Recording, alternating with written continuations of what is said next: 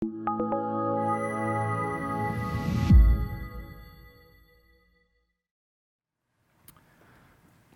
ten Boom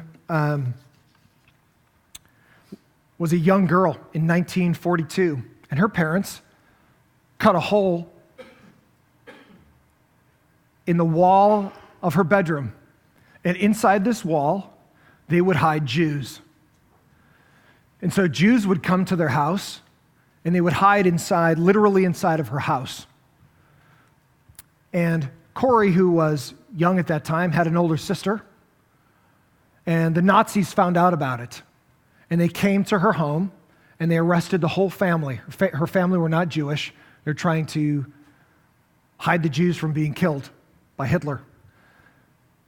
And they separated the family and put all the women in a concentration camp called Ravensbrück, which you can even go visit today. So it was a female-only concentration camp controlled by male Nazis. And this is a picture of it.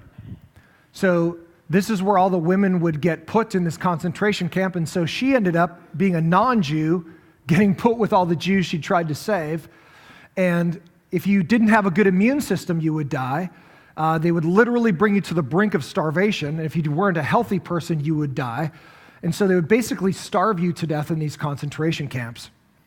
And so this is where her and her sister ended up, and her sister died in this camp. After the war was over, she barely survived. She's one of the only survivors out of Ravensbrück. And you can hear her testimony online. She's dead now, but you can hear her testimony online. What happened is after she got out of the concentration camp, she went around the world speaking about grace and love and forgiveness. And then she tells this story.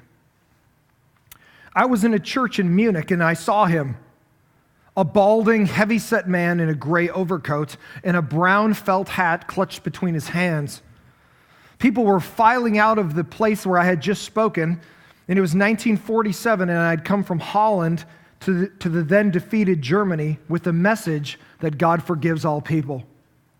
And that's when I saw him, walking his way toward me against the crowd that was leaving. One moment I saw the overcoat and the brown hat, and then when I saw his face, I saw a blue uniform and a visored cap with its skull and crossbones on it. And it came back to me with a rush on stage.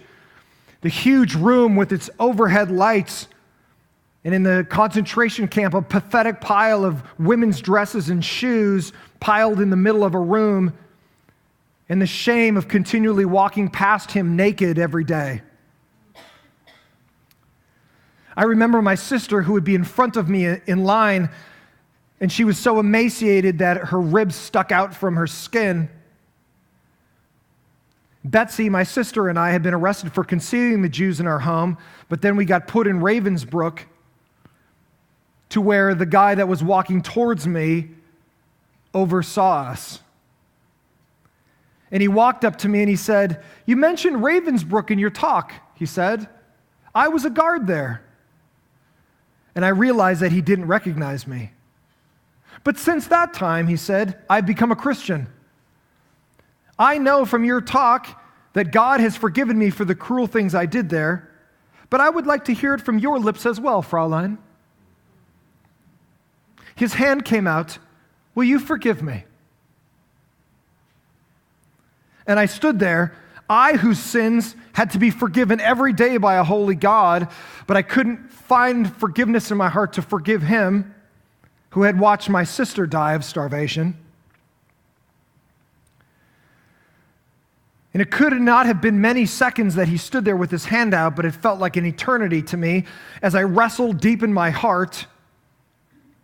For I had to do it. I knew that I had to forgive him. The message that God forgives has a prior condition, that we forgive those who have hurt us. If you do not forgive men their trespasses, Jesus said, neither will I forgive you your trespasses. And I stood there frozen with coldness clutching my heart. But I realized that forgiveness is not an emotion. Forgiveness is an act of the will, and the will can function regardless of the temperature of the heart.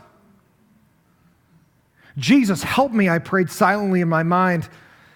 I can lift my hand, but you must supply the will. And so woodenly, almost mechanically, I put my hand stretched out to his, and he put his hand in mine, and the minute he did that, from my heart I said, I forgive you, brother, and I started to cry, I forgive you with all of my heart. And I say that for this reason. You have people in your life you hate. You have people in your life you wish were dead. You have people in your life that have done things to you a year ago, 10 years ago, when you were a small girl, things that have been done to you that you literally hate people. That if there's ever somebody that deserves hell, it's them. And I want to bring what I'm talking about this morning when I talk about grace and mercy out of the ethereal theological realm, and I want to make it practical, because truly forgiveness without practice is just theory. Corrie ten Boom had to forgive someone of some of the most hellacious crimes ever committed to humanity. And I'm going to ask you a question this morning.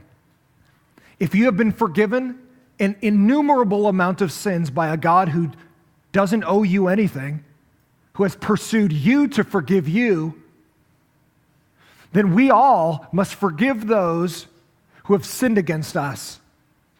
Truly, you live in a prison of your own hell when you won't forgive other people.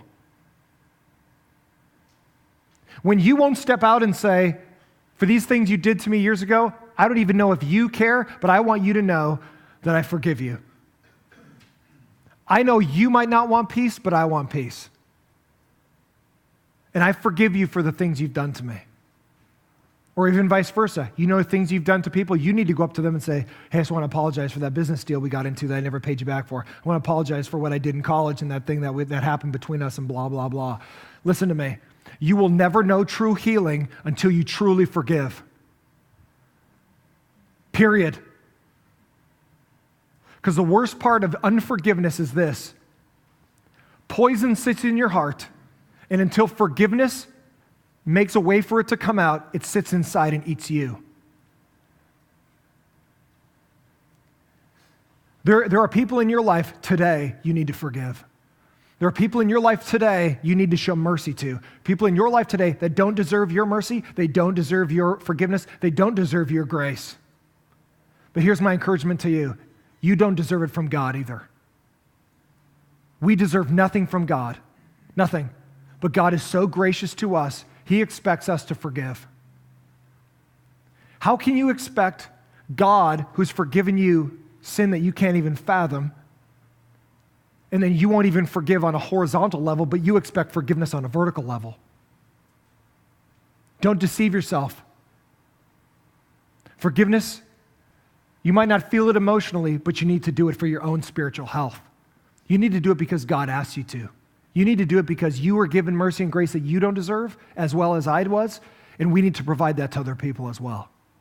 You'll never, listen to me, as your pastor, you will never be free until you free yourself from the prison of regret and anxiety and bitterness through the function of forgiveness. Listen, forgiveness sets you free.